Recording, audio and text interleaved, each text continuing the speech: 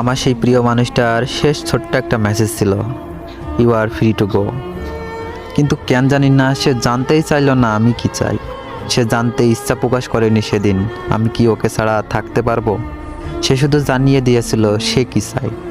আসলে অদ্ভুত নয় ব্যাপারটা?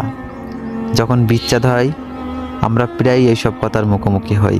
তবে অদ্ভুত লাগলো ওই ব্যাপারটা যে এক সময় বলতো, তোমার মনের কথা আমি বুঝতে পারি, তুমি যা চাও বলতেও হবে না, আমি সবটা বুঝে উঠতে পারি।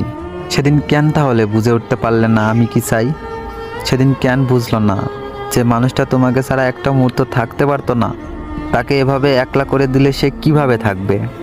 আমি জানি তুমি হয়তো বুঝতেও পেরেছো, কিন্তু চাওনি বুঝতে।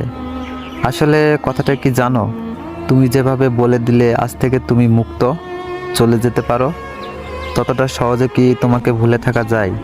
এত সব স্মৃতি, বুকে মাথা রেখে দেওয়া প্রতিশ্রুতি, হাত ধরে ঘুরতে বেরিয়ে পড়া, রাতের পর রাত জেগে কথা বলা, এইসব কি কিচ্ছু নয়? তুমি বলো না, এতটা সহজে কি কাউকে ভুলে যাওয়া যায়? আসলে ভুলতে বলা আর ভুলে যাওয়ার মধ্যে একটা যে বিশাল বড় ব্যবধান রয়েছে। তুমি চাইলে ভুলতেই পারো, কিন্তু আমার কাছ থেকে এই মিথ্যা আশা রেখো না। এই কয়েকটা বছর যাকে ছাড়া একটা মুহূর্ত অন্য কিছু নিয়ে ভাবতে পারিনি, তাকে একটা মুহূর্তে ভুলে যাব? এতটা সস্তা হয়তো আমার ভালোবাসা নয়।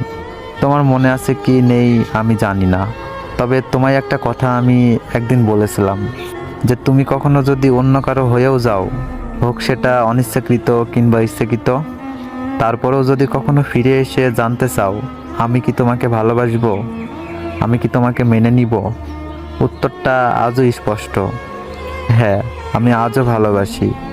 আজও তোমার জন্য সারা জীবন অপেক্ষা করতে রাজি আছি।